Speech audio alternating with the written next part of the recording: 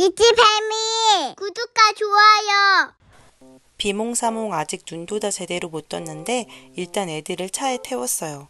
오늘부터 저희는 6박 7일 동안 여름 휴가를 떠날 거거든요. 캘거리에서 BC주의 켈로나, 빅토리아, 밴쿠버, 레벨스톡을 무려 자동차로 다녀올 예정인데요. 그 대장정의 여행 이야기를 끝까지 함께 해주시길 바랄게요. 그럼 첫 번째 목적지 캐나다의 캘리포니아라고 불리는 켈로나를 향해서 출발해 보겠습니다. 날씨가 아주 좋네요. 깊고 깊은 로키 산맥을 넘어가 봅니다. 한숨 푹 자고 일어난 공주님들. 아침도 대충 김밥 싸서 차에서 먹이고 중간에 화장실 한번 간 거 빼고 7시간을 내리 달렸는데 애들이 생각보다 잘 버텨주더라고요. 중간에 깎아도 먹고요. 경치 구경도 하다 보면 켈로나 도착. 지인에게 추천받은 식당이 있어서 거기 찍고 왔어요. 켈로나 다운타운에 있는 바베큐 레스토랑이에요. 시간이 오후 2시가 넘어서 좀 애매한 시간이라 그런지 식당은 한산하더라고요. 여러 종류 먹을 수 있게 플래터 시키고요. 실내 느낌도 좋죠? 애들은 색칠놀이 하면서 음식 기다리고요. 날씨도 좋고 모든 것이 아름답네요. 드디어 기다리던 메뉴가 나왔습니다. 플래터 가장 작은 사이즈였는데 양이 많긴 많더라고요. 막 엄청 강력 추천할 만한 맛은 아니었던 것 같고 고기들이 한참 전에 만들어둔 거 데워온 느낌이었어요. 시간대를 잘못 골라서인지 원래 그런 건지 알 순 없지만요. 어쨌든 그런 대로 맛있게 먹고 켈로나 다운타운을 걸어봅니다. 아이스크림 가게 앞에서 사진도 찍고요. 아침에 자다 일어난 채로 바로 나왔더니 꼴은 좀 내추럴하지만요. 호수를 끼고 있는 평화로운 풍경이 너무 좋더라고요. 길 따라 걸으니 공원도 나오고요. 이렇게만 보면 엄청 사이좋은 자매인 줄. 그리고 민트색 지붕이 예쁜 아이스크림 가게에 왔어요. 사람들이 다 여기서 아이스크림을 사서 먹길래 왔는데 알고 보니 엄청 유명한 곳이었네요.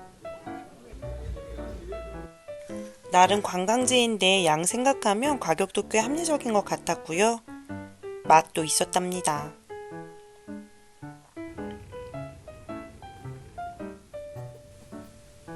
울 고망지도 대만족.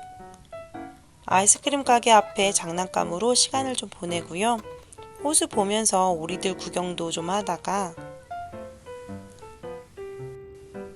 공원 산책을 가보아요.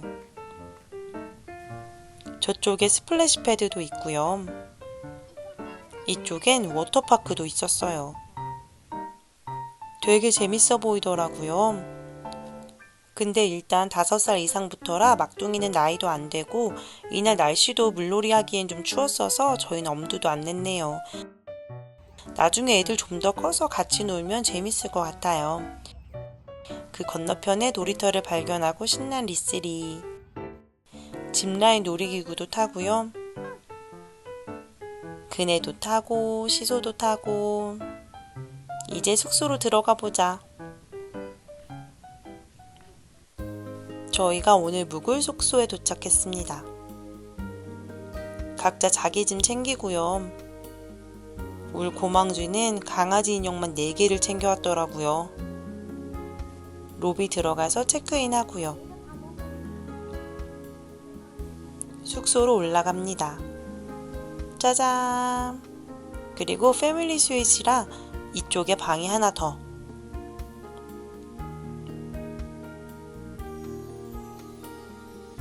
깔끔하고 널찍하니 좋더라고요. 저희가 가장 중요하게 생각한 건 수영장의 유무였고요. 그리고 가격대 적당한 걸로 골랐는데 마음에 들었어요. 이쪽 화장실엔 욕조도 있어요. 울 리스리가 기다리고 기다리던 시간, 수영하러 가자. 여기 한쪽엔 피트니스 시설도 있고요. 그리고 수영장. 이쪽에 스플래시 패드도 있네요. 리스리가 놀기에 딱 좋겠더라고요. 핫헙도 있어서 들어가 있으면 뜨끈하고 너무 좋아요. 울 막둥이는 꼭 물 만난 물개 같네요. 튜브를 혹시나 사용할 수 있을까 싶어서 챙겼는데 따로 규제가 없어서 잘 사용했어요. 신나게 놀고 다시 방으로. 아까 점심때 시킨 음식이 많이 남아서 그걸로 대충 저녁 때우고요. 리둥이는 둘이 같이 다른 방에서 자겠다고 자리를 잡았네요. 굿나잇. 언니한테 굿나잇 뽀뽀해주는 사랑스러운 고망쥐예요. 불도 꺼주는 스윗한 막내. 아침이 밝았습니다. 조식 먹으러 가봐야겠죠? 커피랑 티 있고요. 음료랑 우유, 요거트도 있고요. 이쪽에 시리얼이랑 오트밀, 스크램블 에그랑 베이컨 바삭하니 정말 맛있었어요.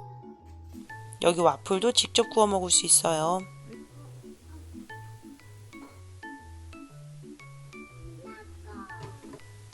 메이플 시럽 뿌려서 냠냠.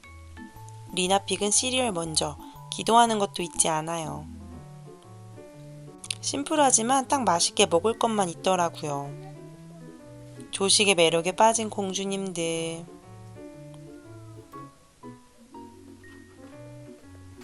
이제 체크아웃하고 출발. 날씨도 너무 좋고 호수 보면서 가는 길이 너무 예쁘더라고요. 그렇게 달려 도착한 곳은 캥거루 팜이에요.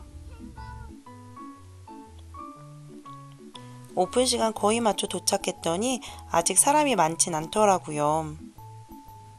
캥거루 말고도 만나볼 수 있는 동물들이 정말 다양했어요. 간단하게 식사할 수 있는 매점도 있고요. 가는 길에 물고기도 만나고요. 저희는 제일 먼저 캥거루를 만나러 왔어요.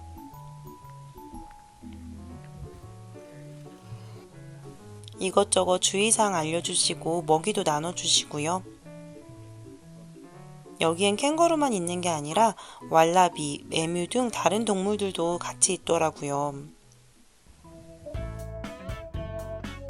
동물들이 정말 순하더라고요. 물론 그러니까 이렇게 가까이에서 먹이도 줄 수 있는 거겠죠? 이렇게 쓰다듬어도 도망가지도 않고요. 그냥 캥거루 몇 마리 있겠지 했는데 이렇게 많이 또 이렇게 가까이에서 만날 수 있다니. 엄빠도 너무 즐거웠고 리슬이에게도 특별한 추억이 되었을 것 같아요. 캥거루 이렇게 두 발로 뛰는 거 실제로 처음 보는데 너무 신기했어요. 일하시는 분이 이것저것 설명도 해주시고요.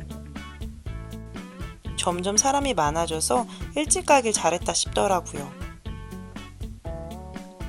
한쪽에 이렇게 염소들 보러 갈 수 있는 곳도 따로 있고요.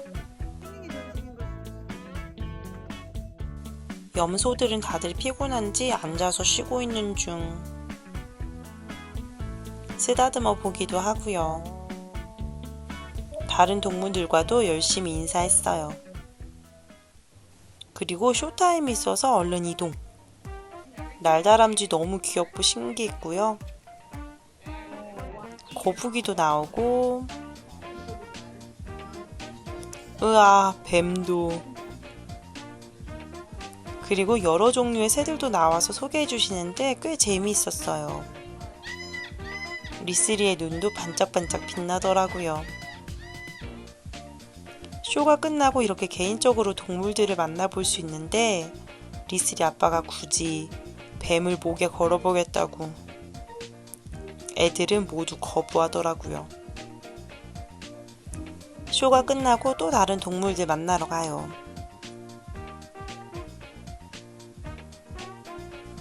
토끼들도 엄청 많고요.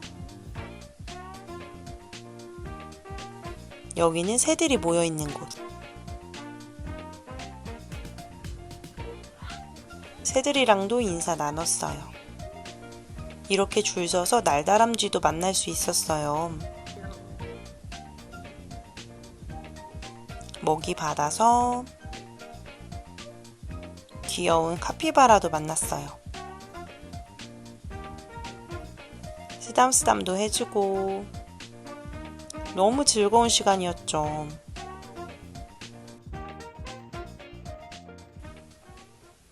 다음으로 도착한 곳은 켈로나 하면 과일 피킹 아니겠어요? 근데 지금 시기가 좀 애매했던 게 체리 피킹은 끝났고 사과 피킹은 아직 좀 이르고요. 일단 사과랑 자두 피킹이 가능하다고 해서 가봤어요. 자두는 아직 좀 딸 게 많긴 한데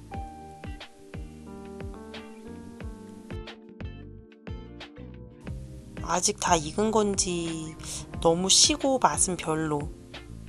그리고 사과는 너무 작고 딸만한 게 별로 없더라고요. 사다리 올라가고도 손이 안 닿는 곳이라 좀 아쉬워. 입장료는 따로 없었고 과일 피킹한 만큼 무게 달아서 돈 내고 가져가는 시스템이에요.